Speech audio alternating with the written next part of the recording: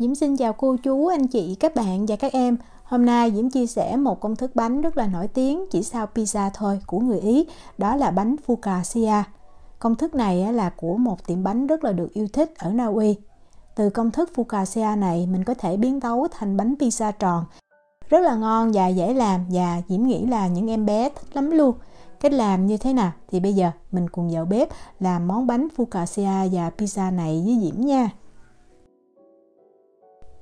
Để cho bánh thật xốp và mềm thật lâu thì mình cần chuẩn bị phần bột cái trước.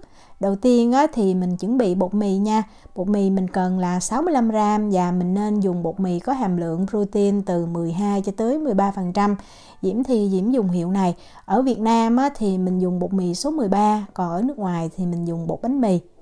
Và mình cần thêm ở đây là 75g nước ở nhiệt độ phòng, không nóng cũng không lạnh. Men nở thì mình cần rất là ít nha, 1/5 muỗng cà phê thôi. Và mình dùng men lạc ha, tức là men làm bánh mì. Lượng men này rất là ít, vì vậy Diễm không có cân được. Mình dùng là 1/5 muỗng cà phê, mình không có nên dùng nhiều ha. Tại cái này mình ủ lâu dùng nhiều thì cái bột nó lên men rất là nhiều, nó sẽ nồng, nó không có ngon. Một lượng men vừa đủ thôi. Lấy một cái tô nè, mình cho bột mì vào. Tiếp theo mình cho men. Rồi mình cho nước. Rồi mình khuấy thiệt là đều. Cái hỗn hợp này thì nó rất là nhão nha.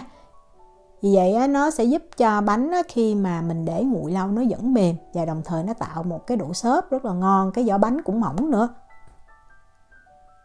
Đó, khi mà mình thấy đều hết rồi thì mình dùng cái cây quýt bột đó, mình tém phần bột xung quanh thành của cái tô cho nó gọn lại. Rồi mình dùng màng bọc thực phẩm mình đậy cái tô bột này kín lại và mình để ở nhiệt độ phòng từ 8 cho tới 12 tiếng. Nếu mà nhiệt độ nhà mình nóng trên 30 độ C thì mình cất vào trong ngăn mát tủ lạnh nha. Sau 8 tiếng thì mình đi trộn bột. Diễm có 500g bột mì nè, cũng là bột mì số 13 luôn. Tiếp theo là 8g muối, mình dùng muối nhuyễn nha. Và 5g đường, trong công thức gốc thì không có, nhưng mà Diễm thấy cho tí xíu đường cái bột nó sẽ ngon hơn. 10g men nở, lượng men hơi nhiều, nhưng mà lượng men này thì mình cứ canh đúng thời gian như Diễm chia sẻ thì bánh rất là ngon. Đây là cái chén bột mà Diễm đã để được 8 tiếng. Bột nó phải có những cái bọt khí và nó nổi lên như vậy nha. Rất là mềm, và mình mở ra giống như hơi nghe mùi cơm rượu. Như vậy thì nó đỡ đạt.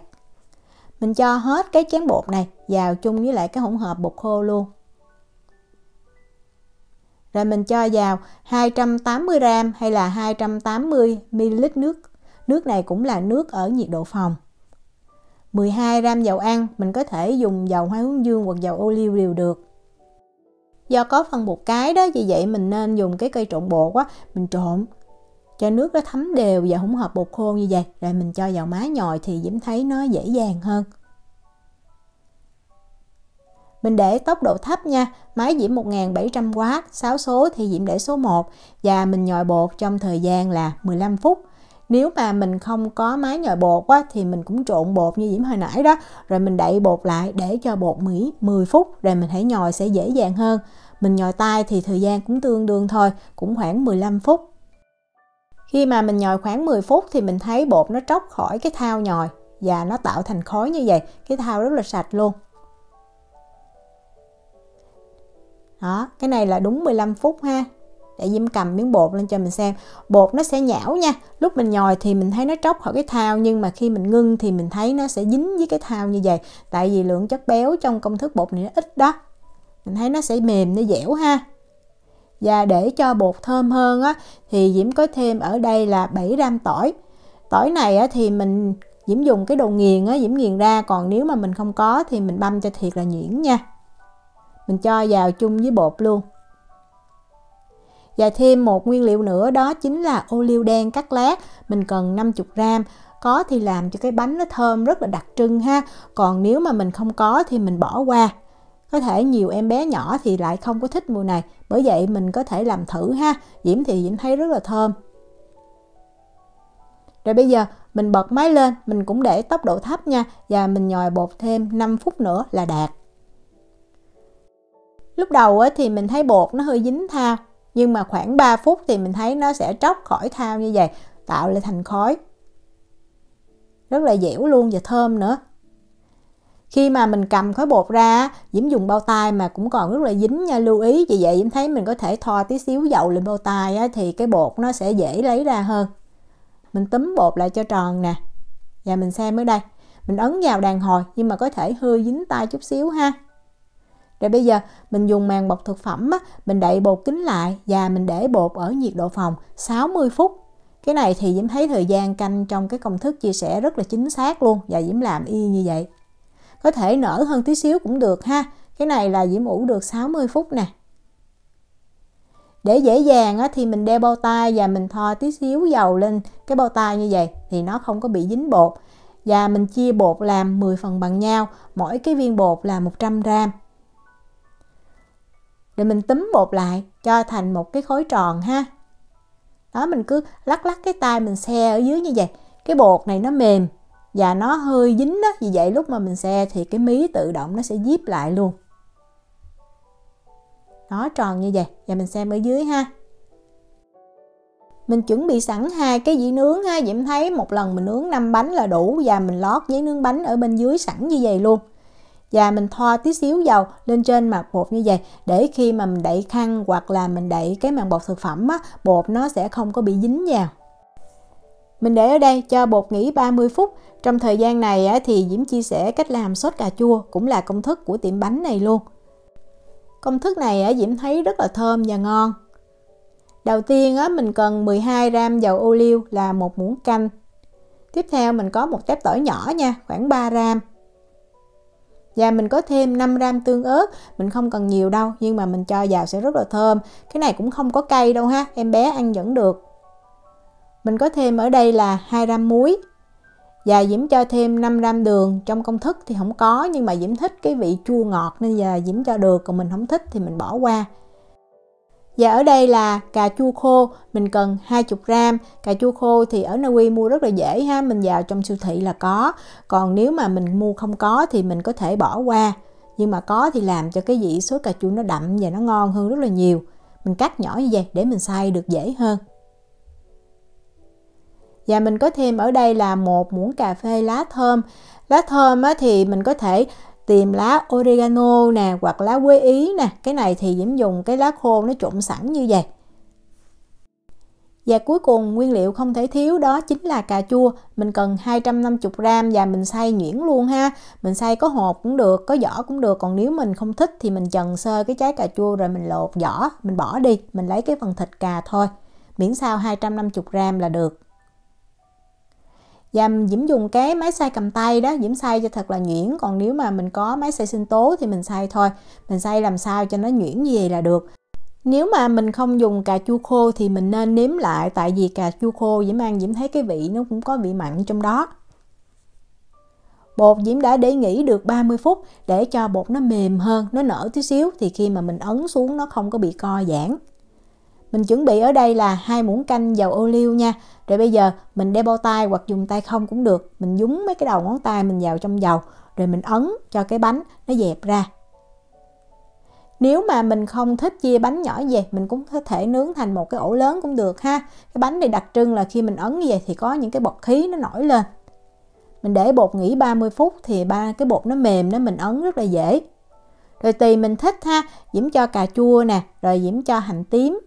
Hành tím này mình có thể dùng hành tím tươi hoặc là hành tím mình ngâm với giấm cũng ngon luôn.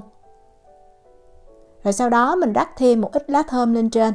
Cái lá mà hồi nãy Diễm cho vào trong cái sốt cà chua đó. Hoặc là đơn giản thôi, mình phết dầu ô liu lên, sau đó mình rắc lá thơm và vài cái hạt muối cũng được nữa. Hoặc là cái muối thì khi mình ăn mình cho lên cũng được. Thì tí xíu nữa Diễm sẽ chia sẻ cái cách mà mình ăn với lại cái bánh mì đơn giản như vậy thôi cũng rất là ngon.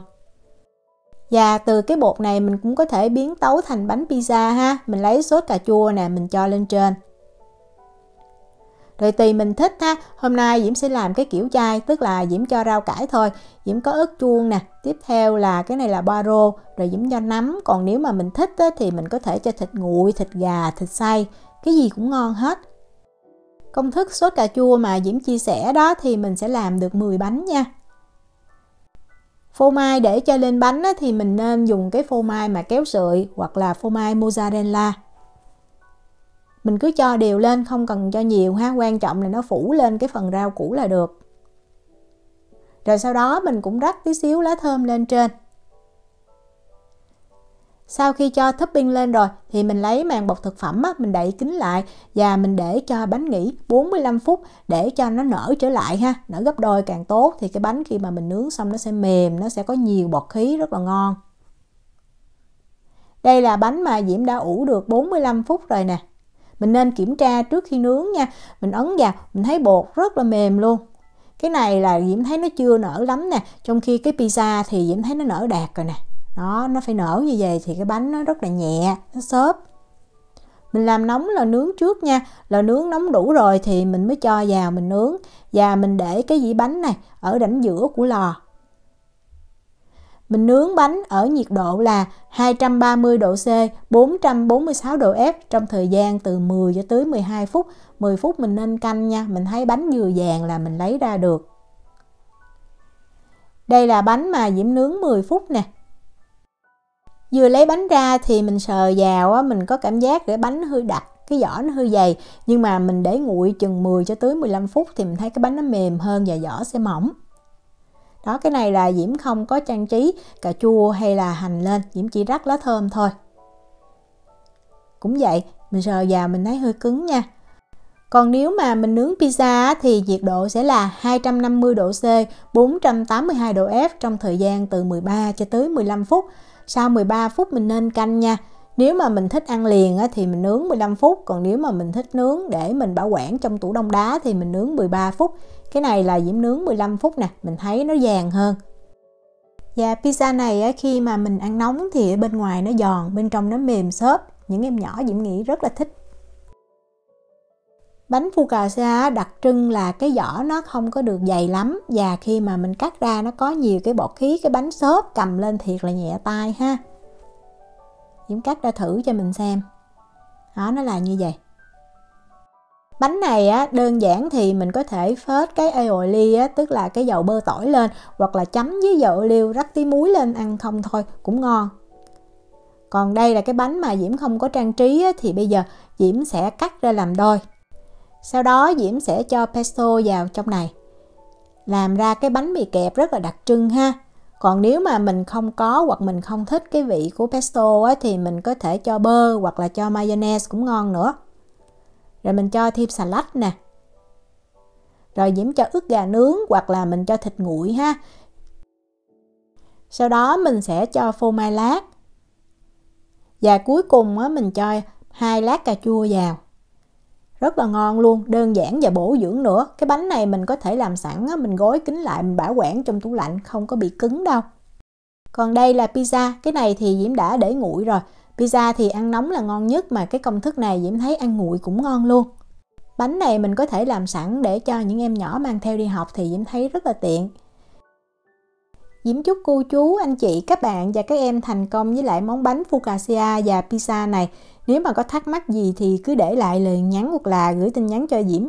Diễm cảm ơn sự quan tâm theo dõi video rất là nhiều. Hẹn gặp lại trong những video tiếp theo. Chào tạm biệt.